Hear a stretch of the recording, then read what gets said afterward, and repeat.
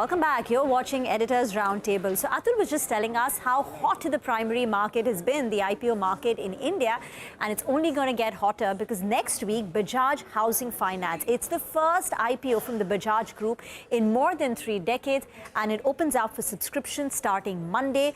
The overall valuation of this company is close to 60,000 crore rupees. And just some details, they're raising about 6,560 crore, which is a combination of offer for sale, where the promoter will bring down their holding to about 88-89%, and the balance will be a fresh issue of 3,560 crore, which the company will use as growth capital, which will suffice them for the next 2 to 3 years, according to the management. So just a couple of points. First, the opportunity for housing finance company. Now, the management of Bajaj Housing Finance told me that the home loan market in India is 30 lakh crore plus. The loan against property market is at 10 lakh crore plus, and according to CRISIL, this market is growing at 13 to 15%. So the runway for growth is quite high.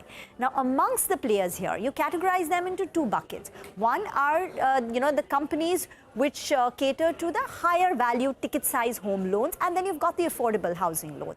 So Bajaj Housing Finance comes in the prime segment.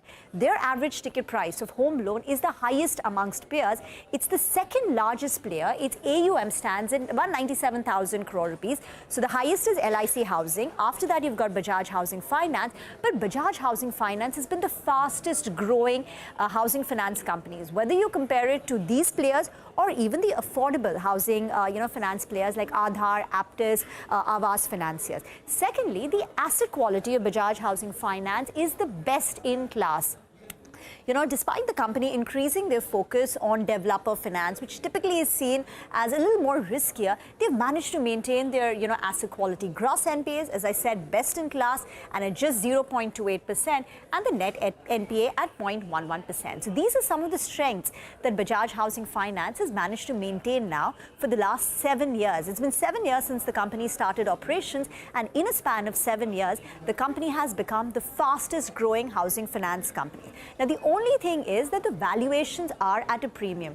We know the Bajaj Group itself commands a premium. All the Bajaj Group stocks, whether it's finance, Finserv, Bajaj Auto, they've all been big wealth creators. So this company is also coming with a premium compared to its peers. Is it justified? Have they left enough money on the table? Well, that remains to be seen. But let me ask Atul. Atul, now you've been tracking the IPO market very closely. You've invested in many of the recent ones via the anchor book. So a couple of questions. One, do you like the housing finance companies because the asset quality has been pretty strong?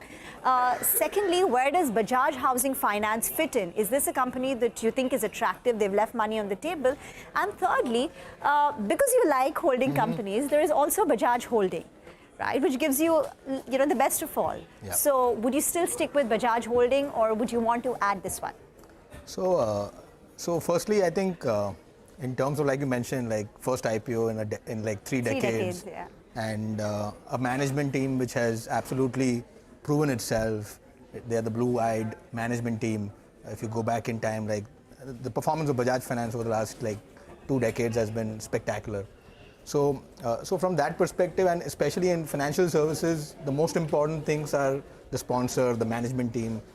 So those are the key elements which determine the success of a financial services business. And from that perspective, Bajaj Housing, they seem to have all the ingredients to be a very successful housing finance business.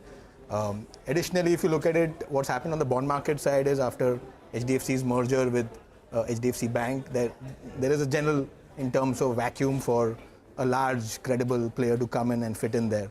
So I think from that perspective, even on the bond market side, things should be fairly good for Bajaj Housing and so on. Opportunity in terms of growth, see, if you have credibility, like in financial services business, what is important is if you have credibility, your cost of funds tends to be the lowest. Now, that low cost of funds enables you to lend to the best set of borrowers. And because you have a low cost, you can outcompete other people. And you can price your products much better than other products in the market. That's how you continue to build market share over a period of time. And I think from that perspective, Bajaj Housing, they have those ingredients. Holding companies, yes. So I would like to point out that although we hold some of the names in the portfolio which are holding companies, I think the key is if you look at it more recently, we have a regulator who is concerned about the aspect of holding company discount for minority shareholders. And they've had a number of initiatives in this particular aspect where they've had a number of discussion papers, and now they have a call auction mechanism whereby they're trying to look at a price discovery for holding companies and so on. So a lot of those things will eventually result in holding company discount narrowing for the more credible companies, because holding companies also, you don't need to buy any company, you need to buy underlying businesses which are great, and added you have an optionality of holding company valuation coming about. Absolutely. Just a quick word. So Bajaj Finance, I'm assuming you're interested, right? You're Housing, you mean? Housing, sorry. Yeah, absolutely. You're participating. Absolutely. And do you own any of the others in the space? Housing Finance? No.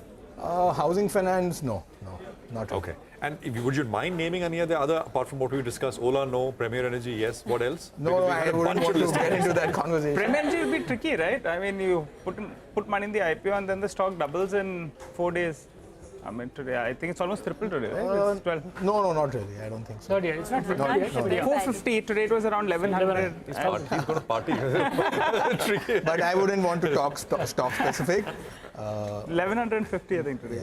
Yeah. Telecom is... sorry, go ahead. Sorry, you briefly spoke about disruption in the telecom. Yeah. We saw a big reaction in Vodafone today. Generally, what's your view on telecom space? Because I was talking to one of your colleagues, and he seems to be quite bullish on telecom as a sector. Yes, What's absolutely. your view?